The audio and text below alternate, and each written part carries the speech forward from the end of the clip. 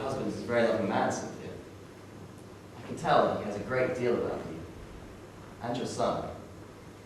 He just wants what's best for you both. Doctor, it's not as easy as that. Now, Cynthia, I've spoken to Philip before I came here. He told me about Jack's condition. Now that's difficult in any parent, especially if it's your firstborn. You must forgive me as well, Cynthia, for when I first heard of all this, I thought it would be PMD. But I can already tell this goes beyond postnatal depression. I don't know what you mean. You know exactly what I mean. What do you want to know? I just want the truth so I can help you. It's complicated. Well, at least try. You wouldn't understand. I could if you explained it to me. No, you never could. Cynthia. Look, please just leave it. I don't want to talk about it. How could you ever understand? I'm not going to pretend that I will. But I can't unless you explain it to me. Well, try this. Imagine what it's like to have your whole life's meaning suddenly obliterated. Or your dreams destroyed in front of you, inside you. It's okay, calm down, please. Start from the beginning. Could you leave us for a few minutes? Are you sure that's wise? Yes. If I need you, I'll call for you. Very well. I'll be outside.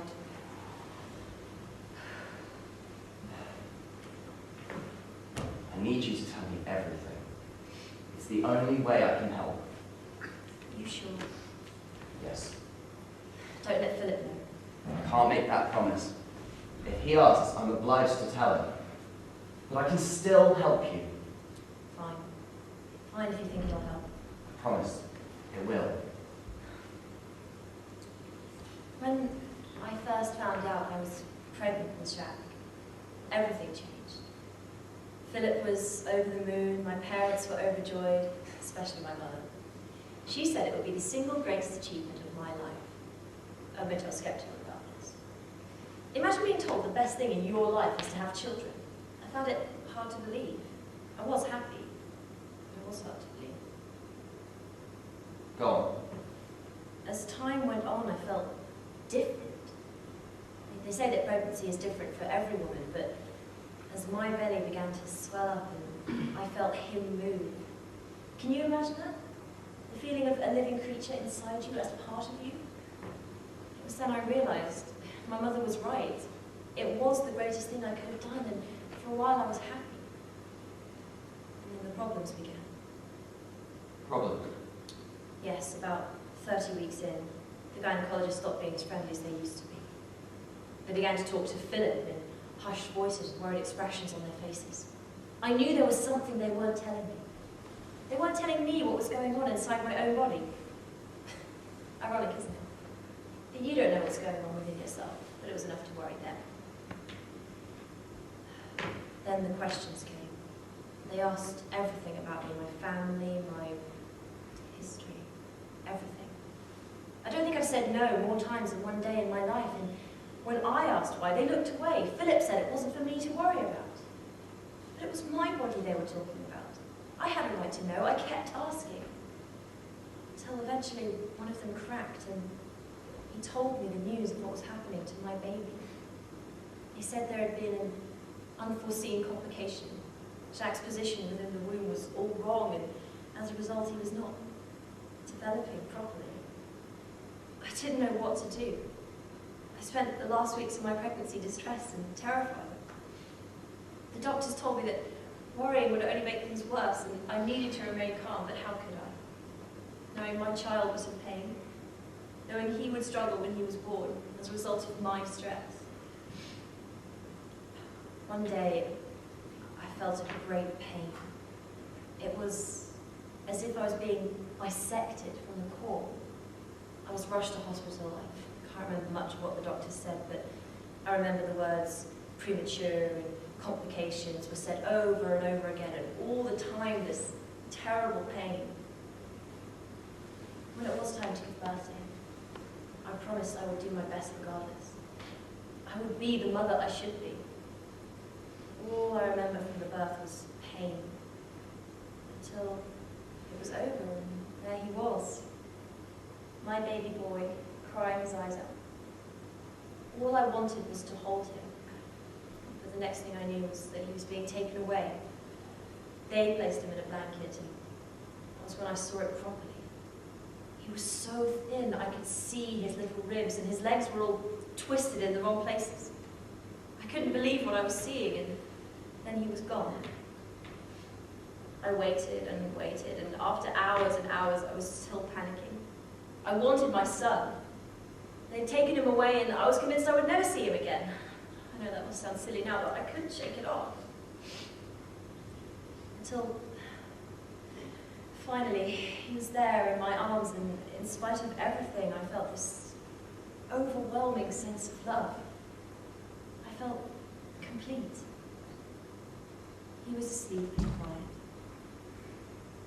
The doctors began to talk, and I remember what they said. Nerve damage, one said. Stress-induced birth, another said. And as the list racked up, I realized it was my fault. All my fault. My hubris and restlessness has done this to him. I cried that night. I cried so much. I couldn't face it. I was ashamed. I felt like it was my fault that he'd have to go through life like this. I don't know what I could have done, but that was how it felt.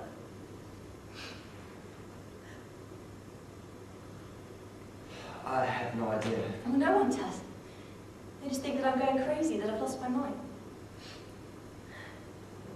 You should have told your husband this is how you felt. I gave up trying to make him understand. Instead, I just retreated. I couldn't bear to face him. He's your husband. Surely he would have understood. He works so hard. He's out from before I wake up, and he comes in after I've gone to bed. Trying to talk to him has been just too difficult. And what about this doll? I don't own a doll.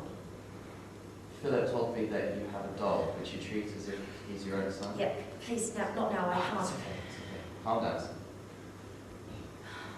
You've made a good start. I'm not going to push you any further today. Thank you for being honest with me, Cynthia. I've seen a lot of parents distraught over the loss of their children. You still have yours. He may not be exactly the way you want him. He can still love you, and you can love him in return. Thank you, Doctor. Thank you so much. Making progress, are we? Yes, I believe we are. Ah, good, good. How are you feeling, Cynthia? Much better than Cured already? Not quite, but it's been a good start. Good. May I ask what it is you discussed in our absences? I'll give you the full report later, and we can have a quiet chat about it. I see. Yes, well, I must be off. It's been good seeing you. Yes, thank you. Nice to meet you, Cynthia. Can I see you up? Yes, of course.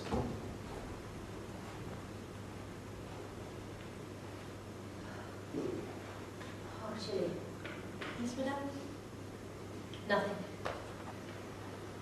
You okay, Mina? I think so. It was just so much so fast. I think I need to lie down now. Well, what did you tell him? Gee, Well? I told him everything. About Jacques, his condition, the birth, and what happened after. Oh, really? Yes, and unlike you, he believed me. Cynthia, he doesn't know you the way I do. What does that mean? It means I know when you're being evasive, I know when you're lying, and I know when you're trying to get your own way. It's your idea to bring him in. I know! Because I thought he could help you. But apparently you just roped him into your little game.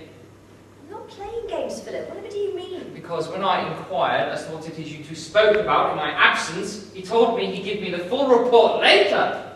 Yes, I know. I heard him. Darling, what is this all about? I mean, I understand you must have been a bit put out when we asked you to leave, but it helped. It really did. How do I know, Cynthia? How do I know I can trust you? You don't trust me. That's not what I meant. Look, I don't know what it is that makes you so distant from Jacques. It's just, I know that I'm looking out for you, for both of you. I have to go now. I only had the morning off of this. I'll see you this evening. Darling, wait. Yes? Give me time. It can get better, I promise. That remains to be seen. It can get better. I promise.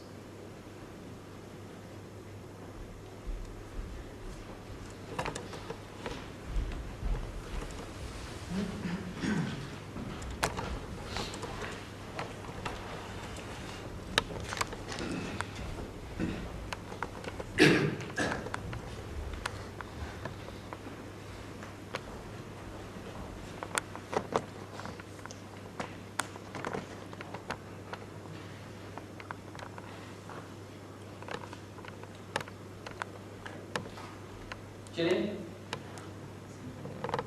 Do those. Yes, of course, of course. Gillian?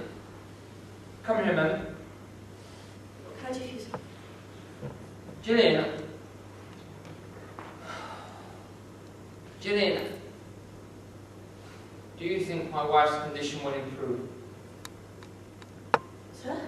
Well, she talks to you. I mean, she properly talks to you. I have conversations, but mostly about the weather or the news, nothing important. Be as it may, she still spends time with you.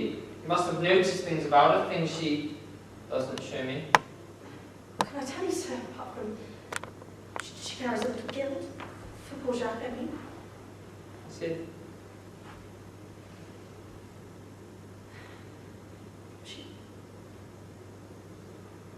She never says anything about how she actually feels, but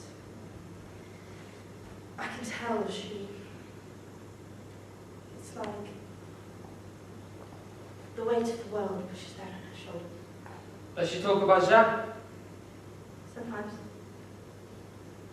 But mostly to the dog. To the dog! Yes, she talks to it and sings the songs and kisses it. There is love there, it's just misdirected.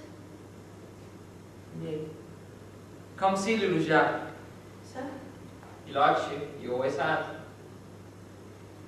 Thank you, sir. He's always been a good little boy and so lovely. Yeah. Sir? Julian, you always call me sir. I have a name. I'd like you to use it. Yes, That's more like it. You know, it's funny. There are some days when I wonder whether or not you're Jacques' mother. What?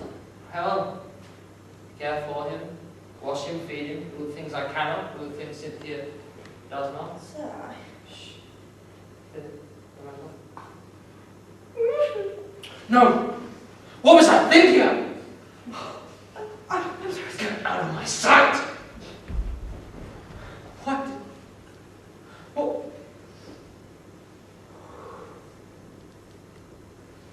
Never again. That won't happen again.